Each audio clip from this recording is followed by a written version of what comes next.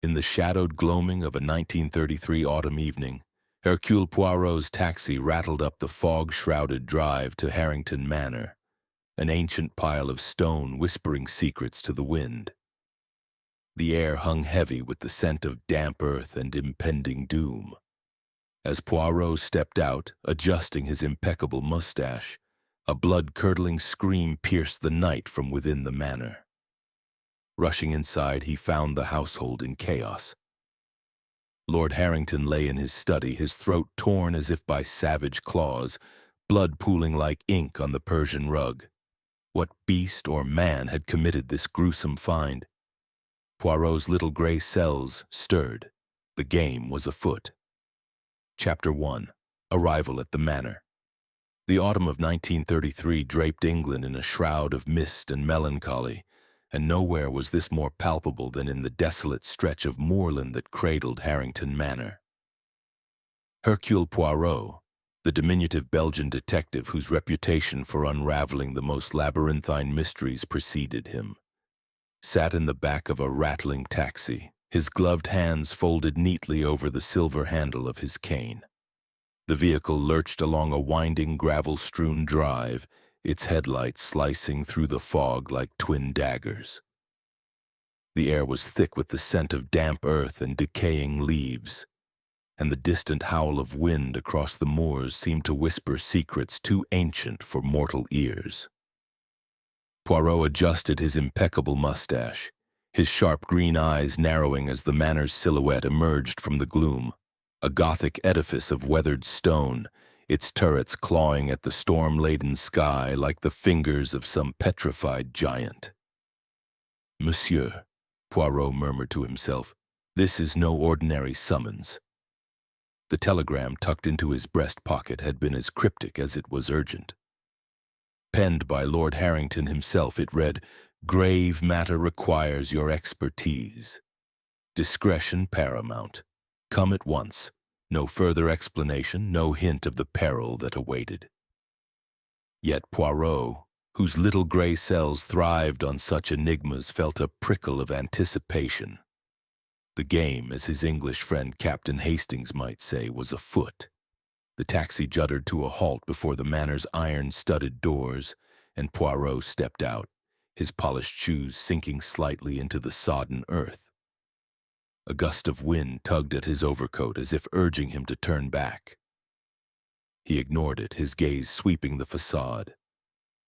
Ivy clung to the walls like a parasite, its tendrils obscuring half the windows, and the faint glow of lamplight within cast grotesque shadows that danced like specters. The manor seemed alive, its very stones exhaling an aura of dread. Poirot's lips curved into a faint smile. Atmosphere, oui, but it is the human heart that holds the true mystery.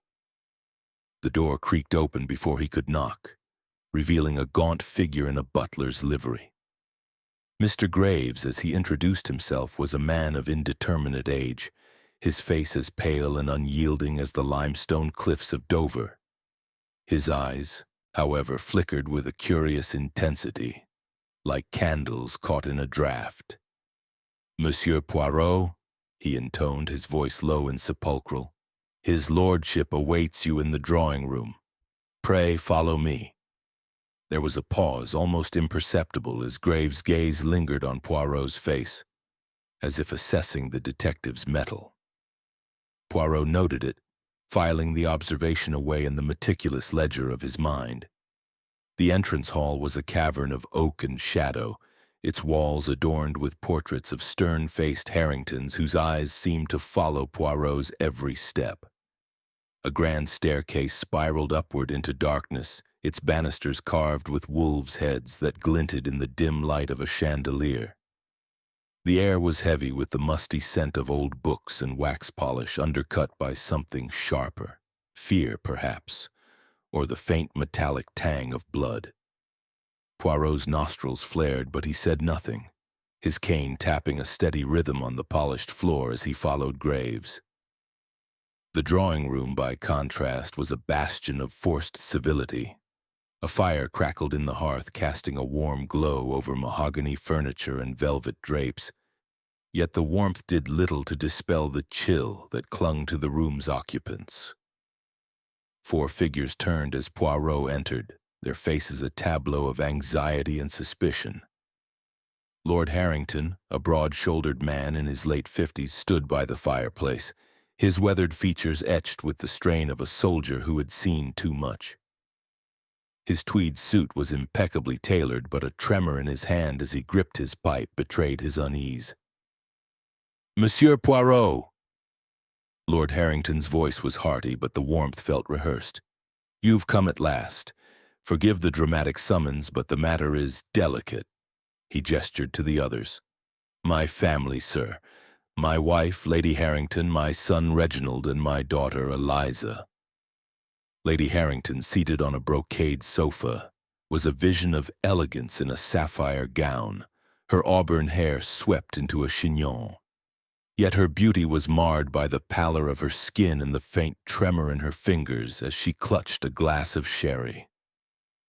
Her eyes, a striking violet, met Poirot's with a mixture of curiosity and wariness. "We are grateful for your presence, monsieur," she said, her voice soft but edged with steel. "This house, it has become a place of shadows." Reginald Harrington, lounging in an armchair with a cigarette dangling from his lips, was the antithesis of his mother's refinement. His dark hair was disheveled, his evening attire rumpled, and his eyes, bloodshot and evasive, suggested a man more at home in a gambling den than a manor. "Father's got it into his head that we're cursed," he drawled, exhaling a plume of smoke. "Beastly nonsense, if you ask me." Yet his nonchalance was undercut by the way his fingers twitched, as if itching to flee. Eliza, the youngest, sat by the window, her delicate frame swathed in a cream-colored dress that made her resemble a porcelain doll. Her blonde curls framed a face so pale it seemed translucent, and her hands twisted a lace handkerchief into knots. She said nothing, but her eyes, wide and haunted, darted to the window, as if expecting some terror to emerge from the fog. Poirot noted the tension in her posture, the way her breath hitched when her father spoke, a secret, perhaps, or merely the weight of the manor's oppressive air. Lord Harrington cleared his throat, drawing Poirot's attention. "Monsieur, I've heard of your methods, your ability to see what others miss. There's a shadow over this house, one I cannot name. The locals speak of a beast, a legend from my family's past. They say it stalks the moors, seeking vengeance for old sins." He paused, his voice dropping to a whisper. "I've received threats, Poirot, anonymous notes warning of a gruesome find. I fear for my life and my family's." Poirot tilted his head, his expression unreadable. "A beast, you say? Fascinating. But tell me, my lord, these threats, when did they begin and who might wish you harm?" Before Lord Harrington could reply, a thunderclap shook the manor, rattling the windows and extinguishing half the candles in the room. Lady Harrington gasped, her sherry glass slipping to the floor with a crystalline shatter. Reginald swore under his breath while Eliza pressed her handkerchief to her lips, stifling a sob. Graves, who had remained silent by the door, moved swiftly to relight the candles, his movements precise but oddly mechanical. And then it came, a scream, raw and blood-curdling, tearing through the manor like a blade. It emanated from the study, a room Poirot had not yet seen, and its ferocity sent a chill down even his disciplined spine. The household froze, their faces a gallery of horror. Lady Harrington clutched her husband's arm, Reginald leapt to his feet, and Eliza whimpered, shrinking into her chair. Graves, for the first time, betrayed emotion, a flicker of dread in his otherwise impassive eyes. "Mon Dieu," Poirot murmured, already moving toward the door. "Quickly, mes amis, to the study." The corridor was a blur of shadows and echoes as they rushed toward the source of the scream, their footsteps pounding against the floorboards. The study door stood ajar, a sliver of lamplight spilling into the hall like blood. Poirot pushed it open, his cane raised as if it were a weapon, and what he saw within stopped him cold. Lord Harrington lay sprawled across the Persian rug, his body twisted in an unnatural angle. His throat was a ruin of torn flesh, as if savaged by the jaws of some feral creature, and blood pooled beneath him, black and viscous in the flickering light. The room reeked of iron and death, and strange paw prints, large, clawed, and smeared with crimson, trailed across the floor to the open window, where the curtains billowed in the storm's breath. A silver wolf's head cane, which Poirot had noticed in Lord Harrington's hand earlier, lay discarded near the desk, its tip glinting ominously. Lady Harrington screamed, collapsing into Graves' arms, her composure shattered. Reginald stood rooted, his cigarette falling to the floor, while Eliza clutched the doorframe, her eyes wide with terror. "Papa," she whispered, her voice breaking. Poirot knelt beside the body, his gloved fingers hovering over the wounds. "This is no accident," he said, his voice calm but laced with steel. "Murder most foul and gruesome." His eyes swept the room, cataloging every detail. The overturned inkwell, the torn page of a book, the faint scent of tobacco lingering beneath the blood. And those paw prints, too perfect perhaps for a beast in a frenzy. He rose, turning to the shaken household. "No one leaves this manor. The killer is among us, or near." As he spoke, a low guttural howl echoed from the moors, chilling the blood of all who heard it. The storm raged on, and Poirot's little gray cells began their relentless dance. The gruesome find had begun, and he would not rest until its truth was laid bare. Chapter 2. The initial interrogation. The study of Harrington Manor, where Lord Harrington's mutilated body lay, was now a shrine to chaos, its air thick with the coppery stench of blood and the lingering dread of the unknown. Hercule Poirot stood at the room's center, his compact frame a beacon of calm amid the storm of grief and suspicion. The police had arrived swiftly, their heavy boots thudding through the manor's corridors like the drumbeat of fate. Inspector Japp, a familiar face from Scotland Yard, surveyed the scene with a grimace, his mustache twitching as he took in the carnage. "Good Lord, Poirot," he muttered, his Cockney accent sharp with unease. "This looks like the work of a madman or something not of this world." Poirot's green eyes glinted, his lips pursing in disapproval. "Non, non, mon ami," he said, his Belgian accent precise as a metronome. "The supernatural is but a shadow cast by human deceit. This is murder, and the little gray cells shall uncover its truth." He gestured to the paw prints trailing to the window, their edges suspiciously crisp. "Observe, Japp. These are not the marks of a beast in frenzy, they are theatrical." A pause, deliberate as his words hung in the air like a challenge. Japp scratched his head, deferring to Poirot's expertise. "Your case then, old chap. But you'll have your work cut out for you with this lot." He nodded toward the drawing room where the Harrington household awaited, their faces pale as specters in the flickering lamplight.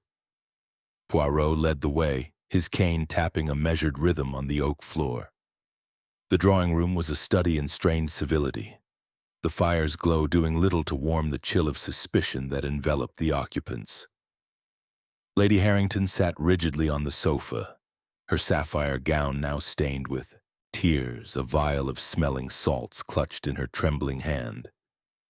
Reginald slouched in his armchair, a fresh cigarette smoldering between his fingers, his eyes darting like a cornered fox.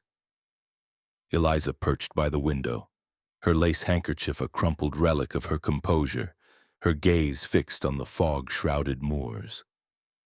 Mr. Graves stood by the door, his gaunt frame as still as a statue, yet his eyes betrayed a flicker of something. Guilt, perhaps, or fear. "Mes amis," Poirot began, his voice soft but commanding. "A tragedy has befallen this house, and I, Hercule Poirot, shall uncover its architect. Each of you will speak, and the truth shall emerge or be deduced." He clasped his hands behind his back, his mustache twitching as he studied their reactions. First, Lady Harrington.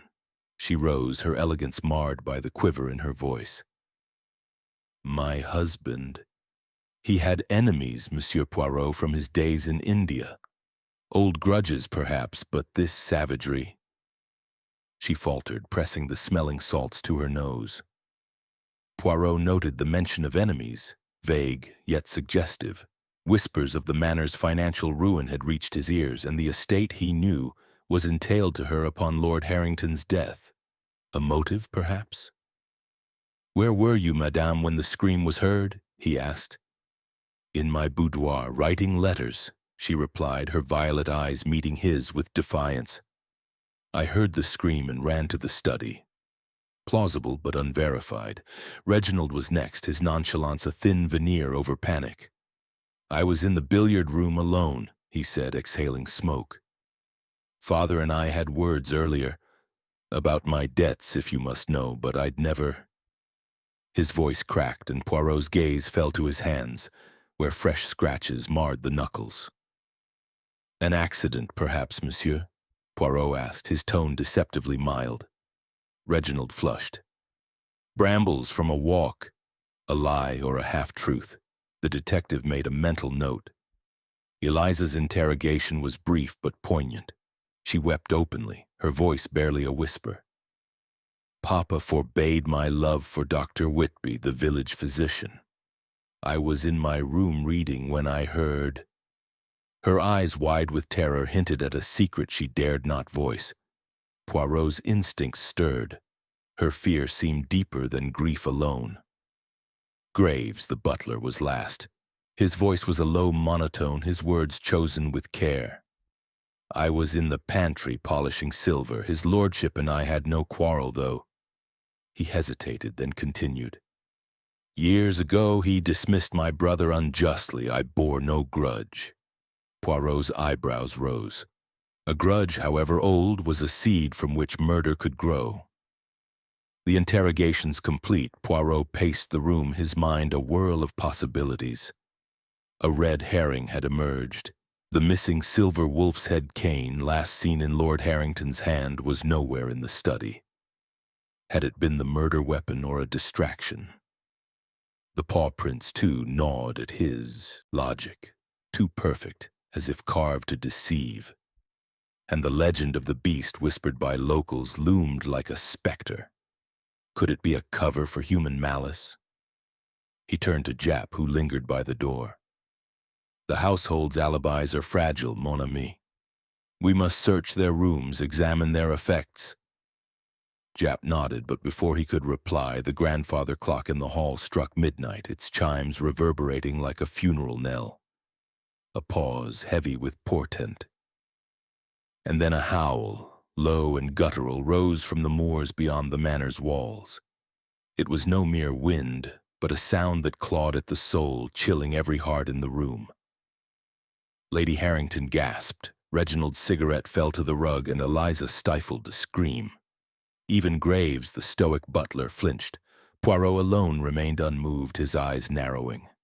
The game grows darker, he murmured, but Hercule Poirot fears no shadow, only the truth that hides within it. Chapter 3.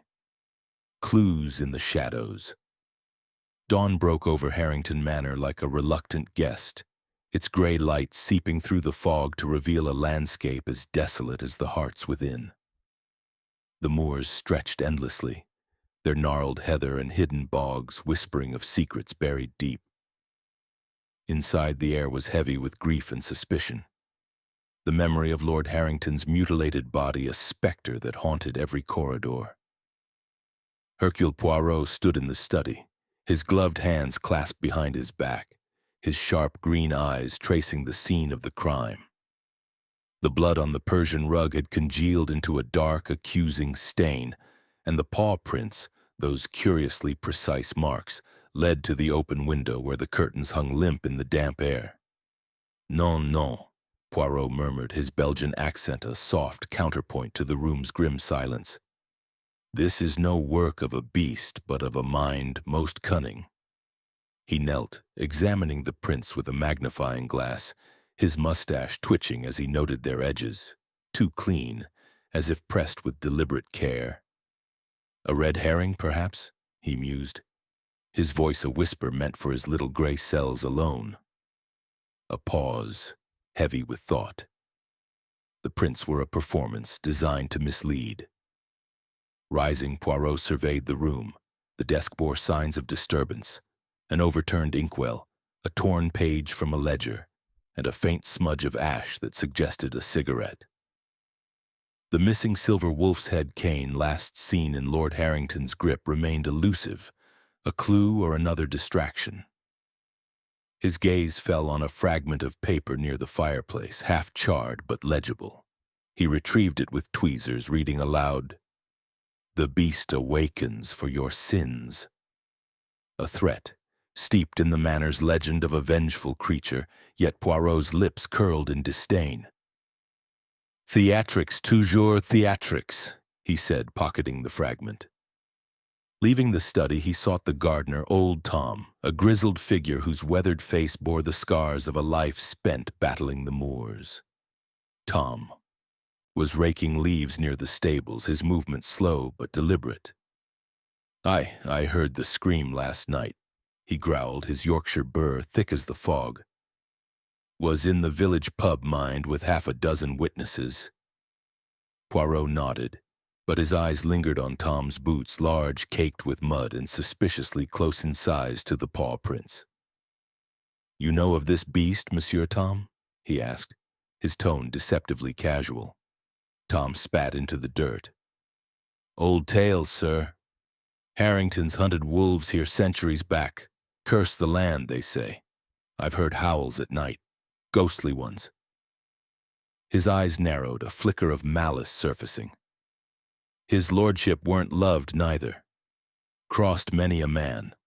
A motive, perhaps, but Tom's alibi held firm. Poirot filed the boots as a potential red herring, another thread in the tapestry of deception. Returning to the manor, Poirot encountered Lady Harrington in the library, her sapphire gown exchanged for morning black. She stood by a shelf, a book of poetry open in her hands, but her eyes were distant, haunted. "Monsieur Poirot," she said, her voice a fragile thread, "this house is cursed. My husband's death. It's the beast's vengeance." Poirot tilted his head, his expression unreadable. "Madame, you spoke of enemies in India. Yet I hear whispers of an affair. Yours, perhaps?" Her face paled, but she met his gaze. "My lover is in London, far from this horror. I was faithful in my way." A half-truth Poirot sensed, but her alibi remained untested. As they spoke, Eliza appeared at the library door, her blonde curls disheveled, her cream dress stained with ink.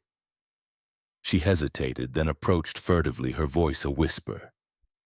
"Monsieur Poirot, I must tell you. Last night, before the scream, I saw a shadow in the hall. It moved toward the study, silent as death."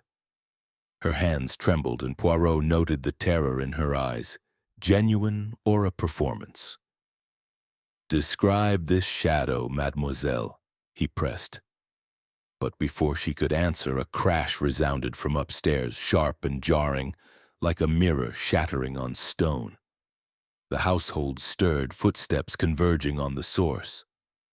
Poirot led the way, his cane a steady metronome, to the second-floor landing. There, a porcelain vase lay in fragments, its shards glinting like teeth in the dim light. Footprints, fresh, muddy, and human, trailed down the corridor, vanishing into the shadows of a servant's stair. Lady Harrington clutched her throat. Eliza gasped, and even Graves, who had appeared silently behind them, betrayed a flicker of unease. Reginald, arriving late, reeked of whiskey and offered no explanation, his scratched hands hidden in his pockets. Poirot knelt, inspecting the shards. "This was no accident," he said, his voice low and deliberate. "Someone fled, but to where?" The footprints were too small for Tom's boots, too large for Eliza's delicate shoes. A new player or a suspect's misstep, the somme de Cornille Manor seemed to close in, its walls exhaling a chill that seeped into the bones.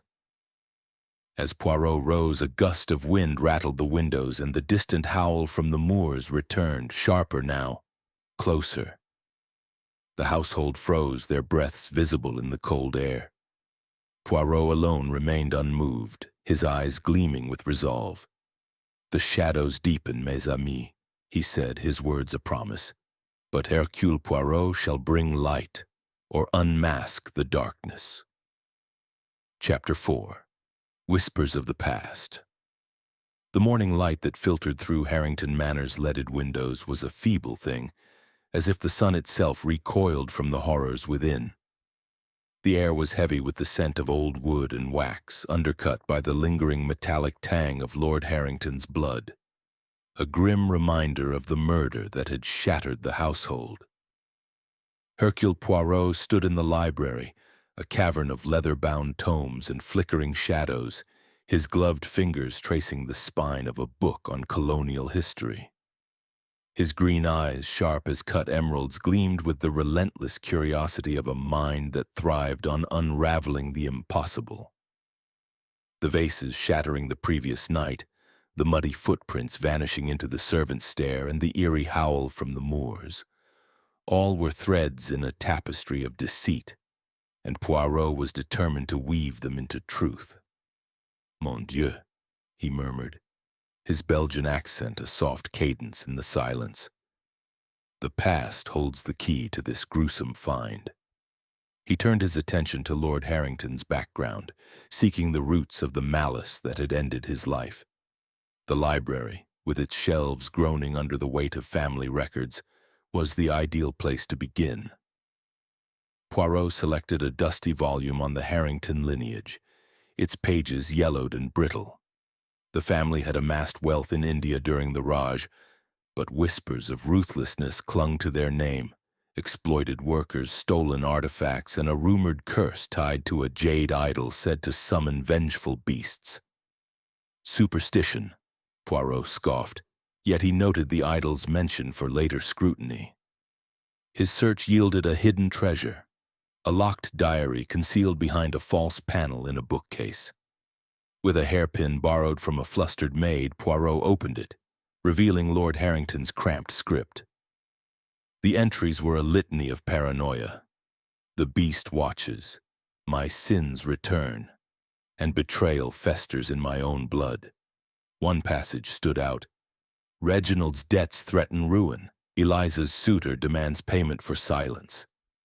Poirot's mustache twitched. The son's gambling and the daughter's secret lover were motives as potent as poison. But there was more, a cryptic note about a wronged servant hinting at a deeper grudge. Poirot sought out Mr. Graves, the butler, whose gaunt presence seemed to haunt every corner of the manor. He found him in the pantry, polishing silver with mechanical precision, his eyes like dark wells reflecting no light. "Monsieur Graves," Poirot began, his tone deceptively mild. "You spoke of your brother's dismissal. Tell me more." Graves' hand stilled, a rare crack in his composure. "His lordship accused my brother of theft, ruined him without proof," he said, his voice a low rasp. "I stayed, served faithfully, but the wound festers." A motive raw and festering, yet Graves's alibi, polishing silver during the murder, held under scrutiny. Or did it? Poirot noted a faint tremor in the butler's fingers, a clue to pursue. Next, Poirot visited Reginald's quarters, a den of disarray reeking of whiskey and stale tobacco. A search revealed a blood-stained glove tucked beneath a mattress, planted perhaps, or a careless mistake. Reginald confronted, protested with slurred indignation. "I was in the billiard room, I swear, someone's framing me." His scratched hands and crumbling alibi, unwitnessed during the critical minutes, painted a damning picture. Yet Poirot wondered, was Reginald too obvious a culprit or merely reckless? Eliza, encountered in the conservatory, was a fragile figure amid wilting orchids, her cream dress now gray with dust. Her confession came in a whisper. Dr. Whitby, my lover, blackmailed Papa to approve our marriage. I begged him to stop. Her tears seemed genuine, but her sighting of the shadow in the hall gnawed at Poirot. Was she protecting someone or diverting suspicion? A red herring emerged during a second sweep of the study, a torn letter overlooked before bearing the seal of a London solicitor. It hinted at a disputed will favoring Lady Harrington over her children. A motive for her, perhaps, but the ink was fresh, suggesting it was planted to mislead. Poirot's gray cell's word, each clue, each lie was a step closer to the truth. As evening fell, the manor grew colder, its walls seeming to pulse with unspoken dread. Poirot retired to his guest room, a Spartan chamber overlooking the moors, to review his notes. The jade idol, the diary's warnings, the blood-stained glove, all pointed to a killer within the household, cloaked in the beast's legend. He lit a candle, its flame casting shadows that danced like specters on the walls. A pause as he pondered, then a sound, faint but unmistakable, scratching at his door like claws on wood. Poirot rose, his cane in hand, and opened the door with deliberate calm. The corridor was empty, but at his feet lay a folded note, its edges stained with mud. He unfolded it, reading the scrawled words, "Leave, or join the gruesome find." The candle flickered, and a low growl echoed from the darkness beyond, chilling the air. Poirot's eyes narrowed, his resolve unbroken. "The killer grows bold," he whispered, "but Hercule Poirot fears no threat, only the puzzle unfinished." Chapter 5. Night of Unease. The dining room of Harrington Manor was a stage for strained civility, its long mahogany table gleaming under a chandelier that cast jagged shadows across the faces of its occupants. The storm had abated, but a restless unease lingered, as if the moors themselves held their breath. Hercule Poirot sat at one end, his compact frame immaculate in a tailored suit, his green eyes scanning the household with the precision of a watchmaker. The air was thick with the aroma of pea soup and roasted pheasant, yet no one ate with relish. Each spoonful seemed a chore, each glance a silent accusation. The threatening note at Poirot's door, "Leave, or join the gruesome find," lay heavy in his mind, a challenge to his little gray cells. Lady Harrington, in mourning black, forced a smile as she sipped her wine, her violet eyes darting to the empty chair where her husband once sat. Reginald, reeking of whiskey, fidgeted with his cufflinks, his scratched hands betraying nervous energy. Eliza, pale as a wraith, pushed her food in circles, her gaze fixed on the darkened windows as if expecting some horror to emerge.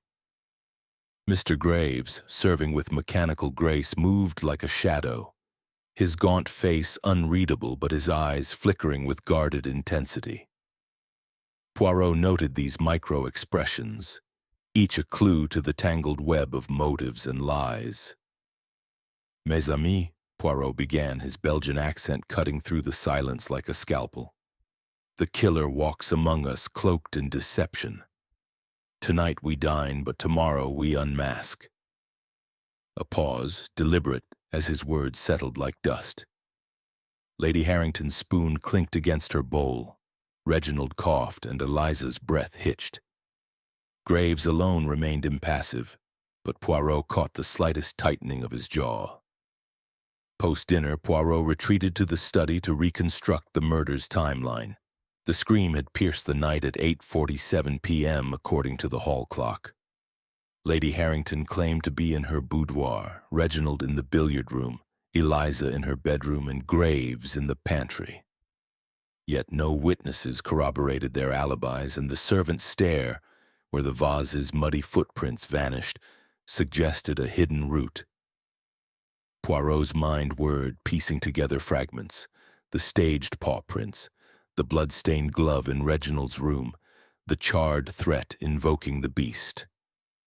Seeking physical evidence, Poirot explored the manor's cellars, a labyrinth of damp stone and cobwebs lit by a single lantern. The air was cold, heavy with the scent of mold and something sharper. Fear, perhaps. His cane tapped against the flagstones as he navigated narrow passages, his senses alert. Near a rusted wine rack, he discovered a concealed door, its hinges oiled and free of dust. Pushing it open, he found a narrow tunnel leading upward, its end obscured by darkness. "Ah, voilà," he murmured. "The method of entry to the study, no?" The tunnel's existence suggested the killer had moved unseen, bypassing the main corridors. A clue, but one that widened the net. Anyone could have used it.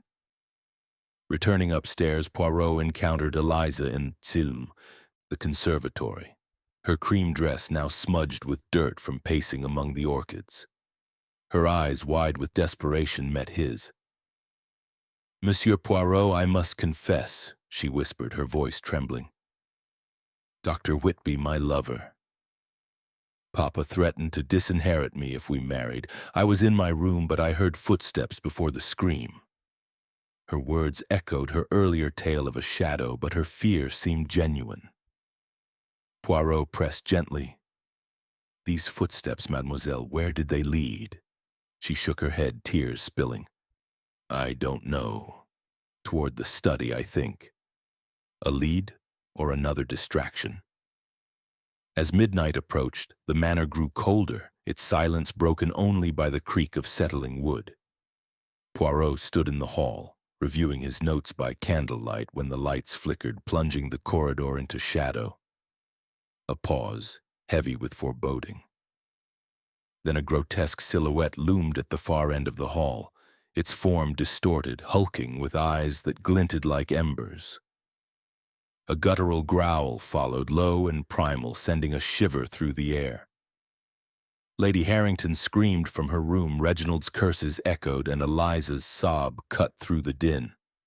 Graves appeared, his face pale but composed, a poker in hand.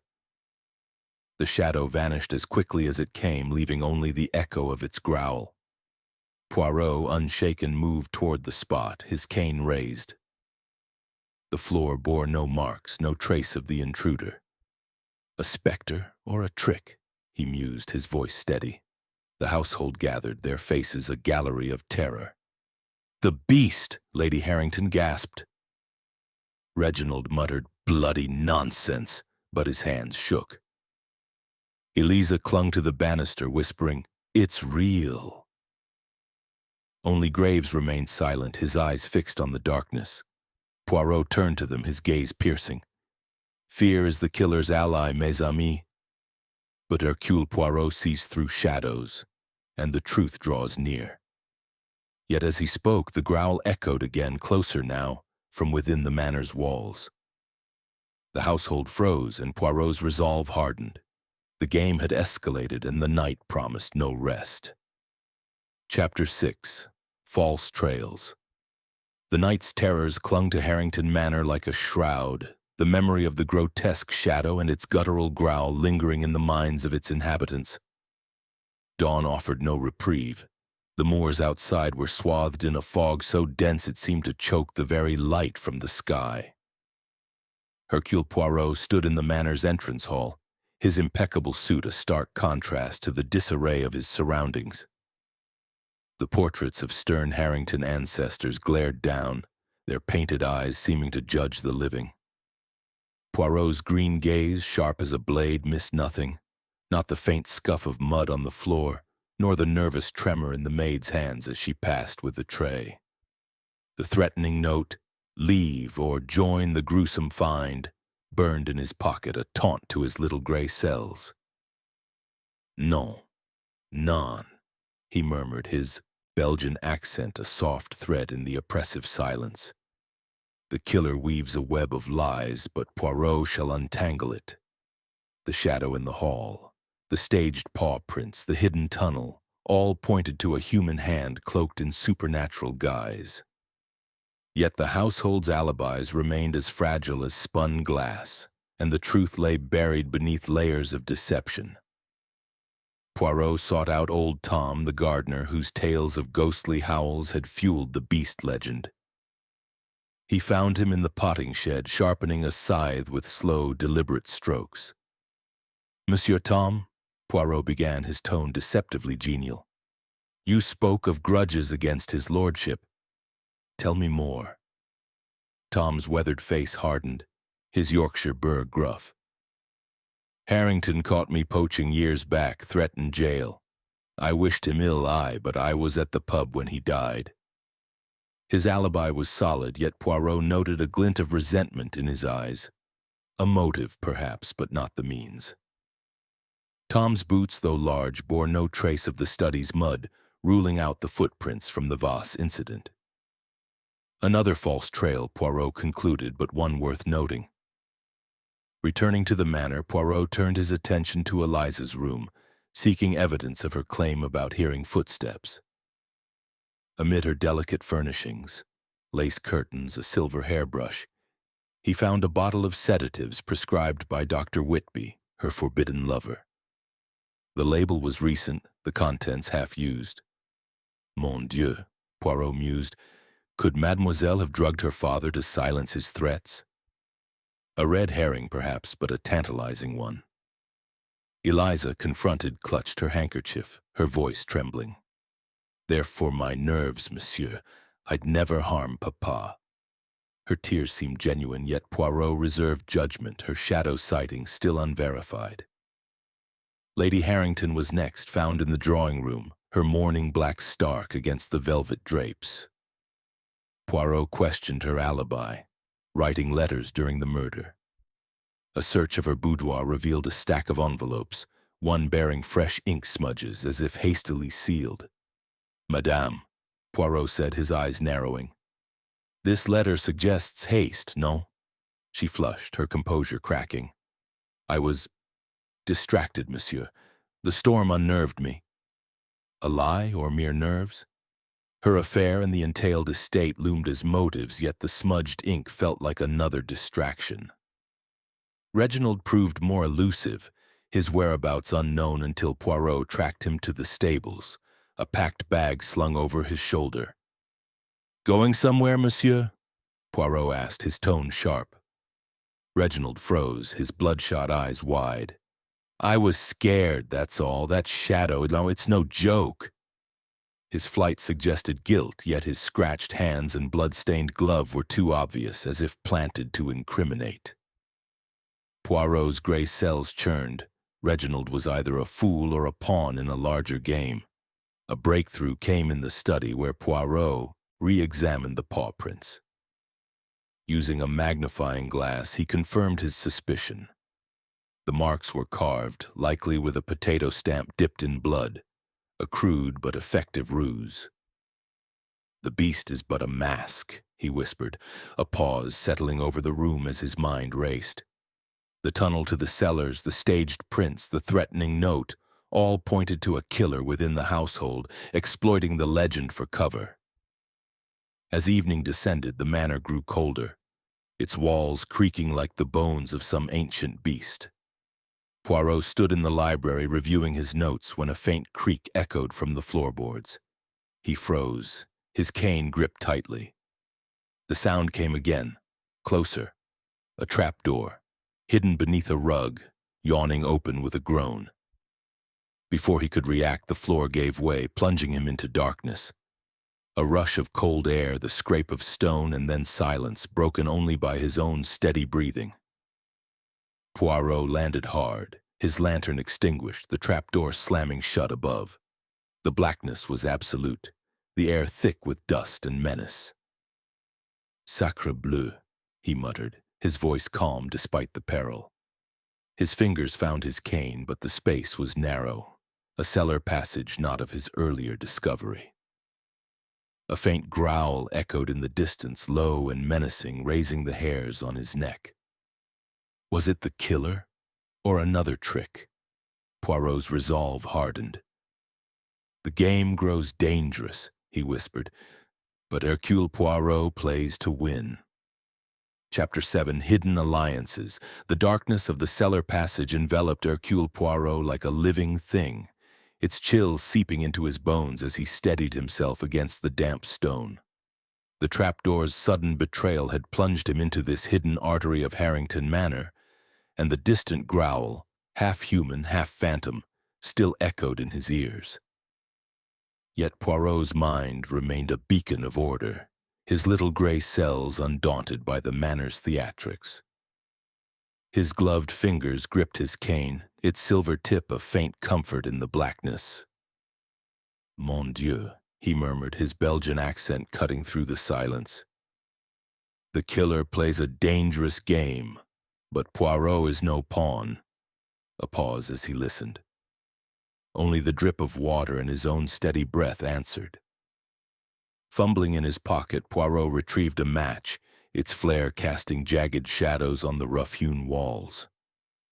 The passage was narrow, its ceiling low, suggesting a servant's route from centuries past. Scuff marks in the dust hinted at recent use, and a faint metallic scent, blood perhaps, lingered. He followed the trail, his steps cautious, until the passage opened into a wider chamber where a rusted ladder led to another trapdoor. Climbing with surprising agility, he emerged in the butler's pantry, startling a maid who dropped a tray of teaspoons with a clatter. "Pardon, mademoiselle," Poirot said, brushing dust from his suit. The pantry's proximity to Graves' quarters was no coincidence. The trapdoor linked to the cellar, tunnel, and thus to the study. A vital clue. The killer had a private route to the crime scene, but was Graves the architect or merely a convenient scapegoat? Poirot's eyes narrowed, his mustache twitching as he filed the discovery away. Seeking Graves, Poirot found him in the kitchen, his gaunt frame bent over a ledger. "Monsieur Graves," Poirot began, his tone mild but probing, "you neglected to mention a passage from your quarters to the cellars." Graves' pen froze, his eyes flickering with alarm. "I knew of no such passage, sir," he said, his voice a low rasp. "But I confess I forged documents for his lordship years ago, minor accounts, nothing more. I am no murderer." His admission of forgery was a motive, yet his ignorance of the passage seemed genuine. Poirot noted a faint ink stain on Graves' cuff, matching the smudged letter in Lady Harrington's boudoir.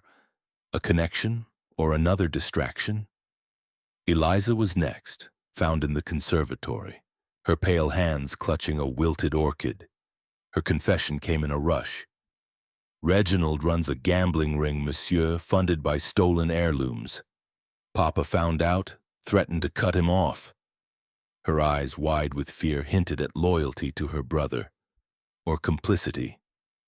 Poirot pressed, "And the shadow you saw, mademoiselle?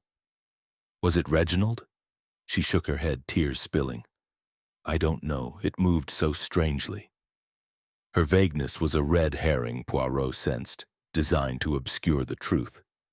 A search of the moors yielded a breakthrough. The silver wolf's head cane bloodied and discarded in a bramble patch. Poirot sent it to Inspector Japp for fingerprint analysis, which returned a damning result, Reginald's prints clear as day.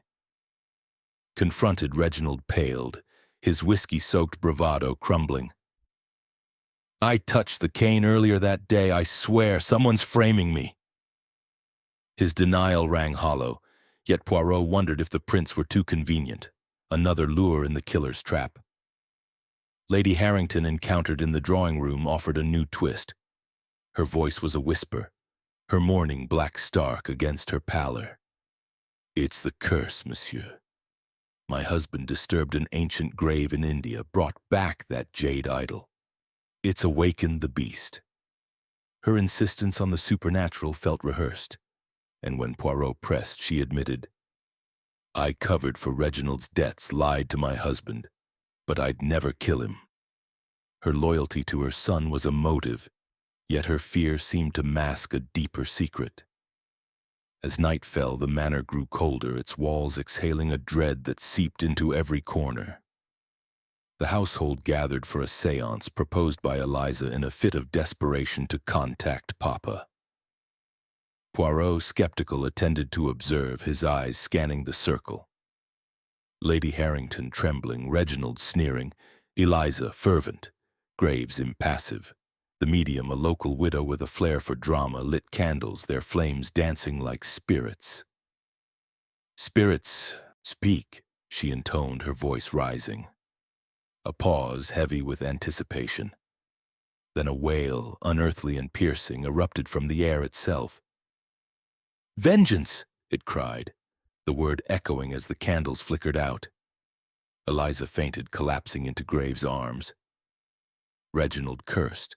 Lady Harrington sobbed, and even Poirot felt a chill, though his mind rejected the supernatural.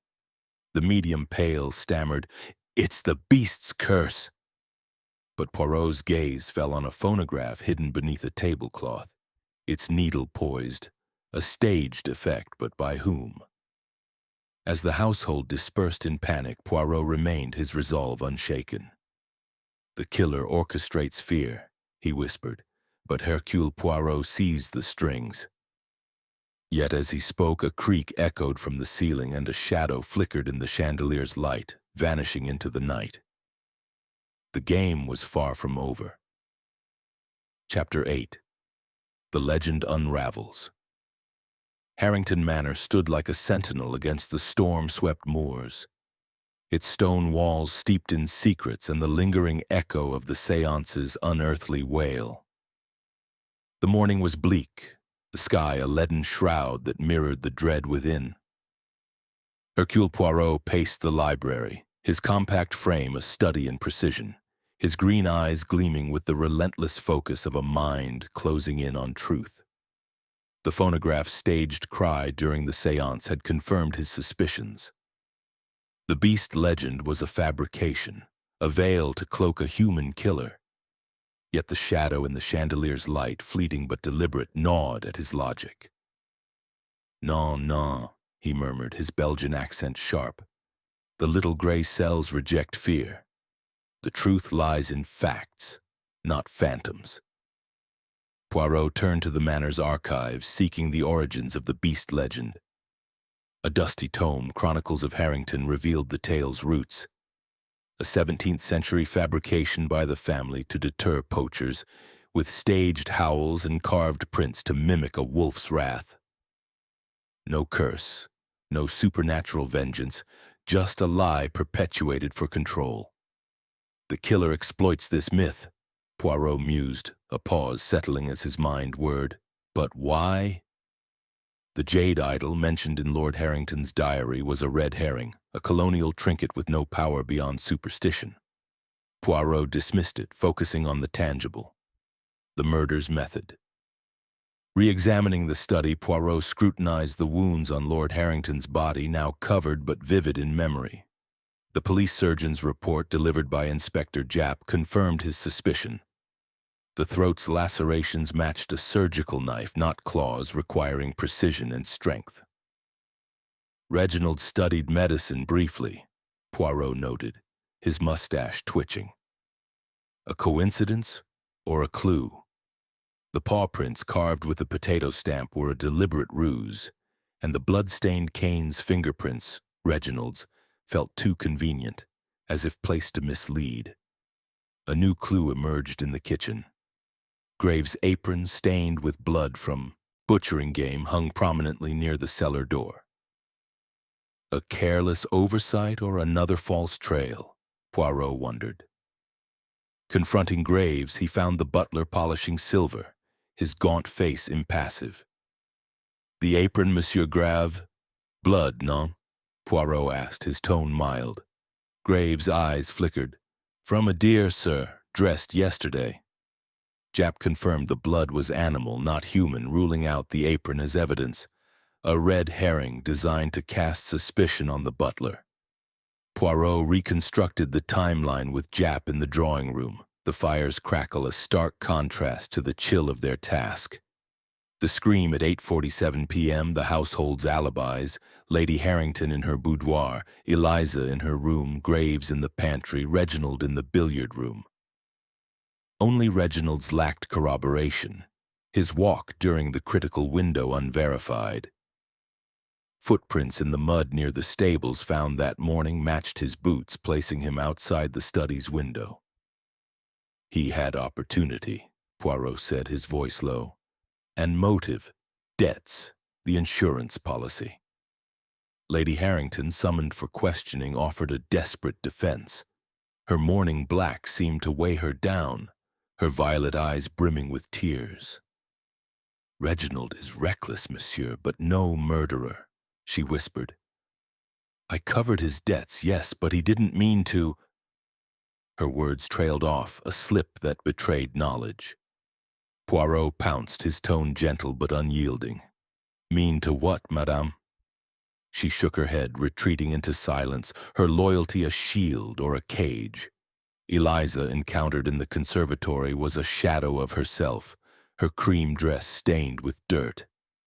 "The shadow I saw, but it wasn't Reginald," she insisted, her voice trembling. "It was taller, monstrous." Her fear seemed genuine, yet Poirot suspected exaggeration, a ploy to protect her brother or divert suspicion. The gambling ring she'd revealed, funded by stolen heirlooms, tightened the noose around Reginald, but the shadow's description gnawed at him. A disguise, perhaps? As thunder rumbled, heralding a new storm, Poirot gathered his notes in the library, the air heavy with the scent of old leather and wax. The evidence pointed to Reginald.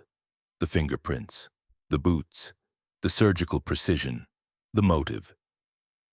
Yet the killer's boldness, the threatening note, the trapdoor, the staged wail, suggested a mind both cunning and desperate.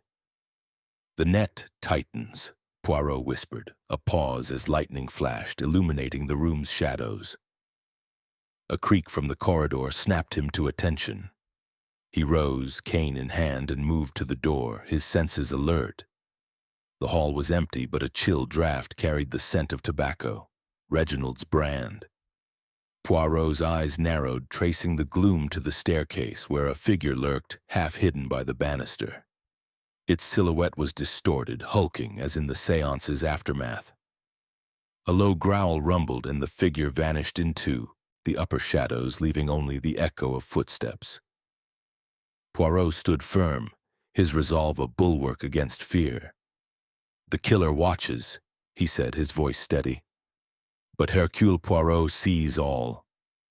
The storm roared, and the manor seemed to pulse with malice, its secrets teetering on the edge of revelation. Chapter 9. Deductions assemble. The drawing room of Harrington Manor was a crucible of tension, its velvet drapes and flickering firelight casting an illusion of warmth that failed to thaw the chill of suspicion. Rain lashed the windows, the storm's roar a counterpoint to the silence within. Hercule Poirot stood at the room's center, his compact frame radiating authority, his green eyes piercing the gathered household like a searchlight. Lady Harrington sat rigidly, her mourning black stark against her pallor. Reginald slouched, whiskey-scented and defiant. Eliza clutched her handkerchief, her face a mask of dread. Mr. Graves stood by the door, his gaunt features unreadable but his eyes alert. Inspector Japp lingered near the fireplace, his mustache twitching with anticipation. The lurking figure from the previous night, its growl still echoing in memory, had sharpened Poirot's resolve. The gruesome find would be resolved now. "Mes amis," Poirot began, his Belgian accent precise as a metronome. "A murder most foul has stained this house, cloaked in the guise of a beast. But Hercule Poirot sees through the shadows, and the truth stands revealed." A pause, heavy with portent, as his gaze swept the room. Lady Harrington's fingers tightened on her glass, Reginald's cigarette trembled, and Eliza's breath hitched. Graves alone remained still, but his eyes flickered like a candle in a draught. Poirot paced, his cane tapping a steady rhythm. The paw prints in the study, carved with a potato stamp dipped in blood, were no beast's work, but a theatrical ruse. The howls that chilled your hearts, a phonograph hidden in the vents, as discovered after the seance. Gasps rippled through the room and Eliza's eyes widened. The threatening note at my door, the trapdoor's plunge, these were acts of a desperate mind, not a curse. He turned to the red herrings, dismantling them with surgical precision. The bloodied apron in the kitchen, Monsieur Graves, suggested guilt. But it was mere game blood, a distraction. The jade idol, Madame Harrington, was no harbinger of doom, but a colonial trinket exploited for fear. Lady Harrington flinched, her composure fraying. The silver cane's fingerprints, Monsieur Reginald, pointed to you, yet their clarity was too convenient, as if placed to mislead. Poirot's voice softened, but his words cut deeper. Motives abound, Madame. The estate entailed to you amidst whispers of ruin. Mademoiselle Eliza, your father's threat to disinherit you for love. Monsieur Graves, a grudge from your brother's ruin. And you, Monsieur Reginald, debts drowning you, an insurance, policy your salvation. Reginald's face darkened, his hands clenching. But the truth, Poirot continued, lies in the details. The wounds, made by a surgical knife requiring skill, you, Reginald, briefly studied. The muddy boot prints near the stables matching yours place you at the study's window at 8:47 p.m. when the scream rang out. Your alibi, a solitary walk, crumbles under scrutiny. He paused, letting the weight settle. You killed your father, staging the beast to invoke the legend, hoping to claim the policy as an accident. Eliza gasped. No! The shadow I saw, it wasn't him. Lady Harrington wept, her voice a whisper. Reginald, tell them it's not true. Graves shifted, his silence louder than words. Reginald leapt to his feet, his cigarette falling to the rug. You've no proof, Poirot. It's all lies. His voice cracked, his scratched hands betraying panic.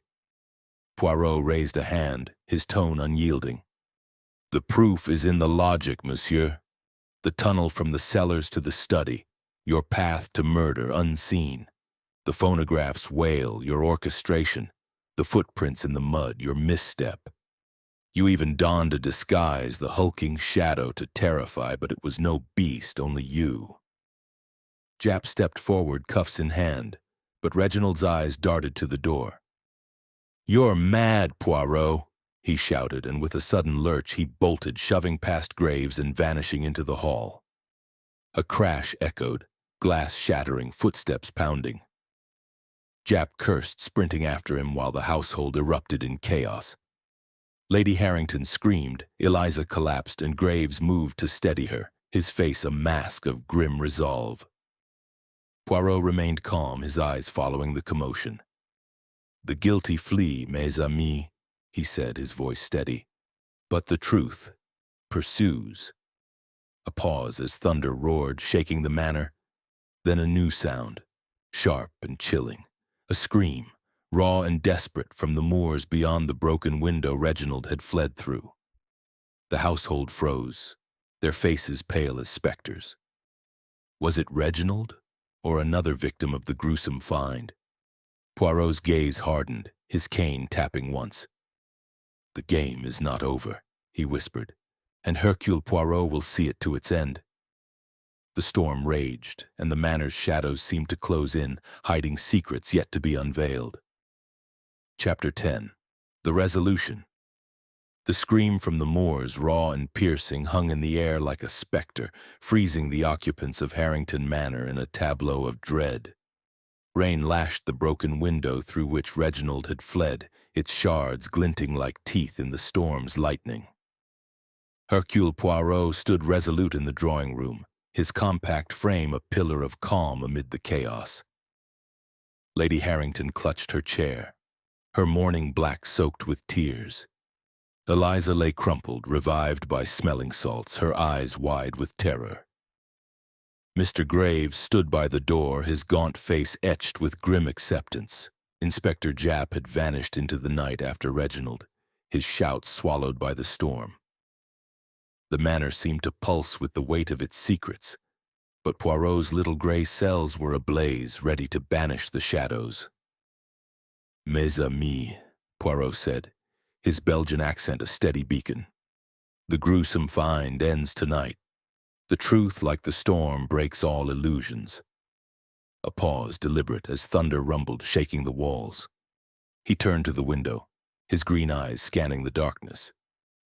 Monsieur Reginald's flight confirms his guilt, but we must pursue to ensure justice and to unravel the final thread. Jap's return was heralded by a gust of wind, his coat drenched, his face grim. Behind him, 2 constables dragged a sodden, struggling Reginald, his wrists cuffed, his face a mask of defiance and fear. Mud caked his boots, matching the prints near the stables, and a fresh cut bled on his cheek, a wound from the window's glass. Caught him in the brambles, Jap panted, screaming like a banshee. Found this, too. He held up a surgical knife, its blade crusted with dried blood. Lord Harrington's blood, Poirot deduced. Reginald's bravado crumbled under Poirot's gaze. It wasn't meant to happen, he shouted, his voice cracking. Father refused to bail me out. Debts, thousands. The insurance policy, it was my only way. The room fell silent, save for the rain's relentless drum. Lady Harrington sobbed. Eliza gasped, and Graves' eyes darkened, but Poirot nodded, his expression unyielding. Précisément, Poirot said, pacing before the fire. You killed your father, monsieur, with a surgical knife, exploiting your brief medical training. You staged the beast, carved paw prints, a phonograph's howls, a hulking disguise, to invoke the legend, masking murder as an accident for the policy. He paused, letting the weight settle. The tunnel from the cellars, your secret path. The threatening note, your warning to me. The bloodied cane planted to frame another. But your boot prints, your fingerprints, your absence at 8:47 p.m., they betrayed you. Reginald slumped, his defiance draining. I used the knife, staged the prints. The shadow was me in a cloak to scare them. I needed the money, Poirot. Father was going to ruin me. His confession was a flood, each word a nail in his guilt. Eliza wept, turning away while Lady Harrington's face hardened, her loyalty severed. Graves, silent, poured tea with steady hands, as if the manor's order had been restored. Poirot turned to the supernatural myth, dismantling it with finality. The beast was no curse, mes amis, but a tale spun by ancestors to guard their lands. The jade idol, a mere trinket. The howls, a machine's trick.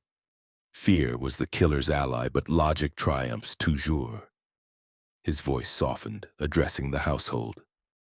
The gruesome find is resolved, and justice shall prevail. Jap cuffed Reginald, tighter, leading him to the waiting police van.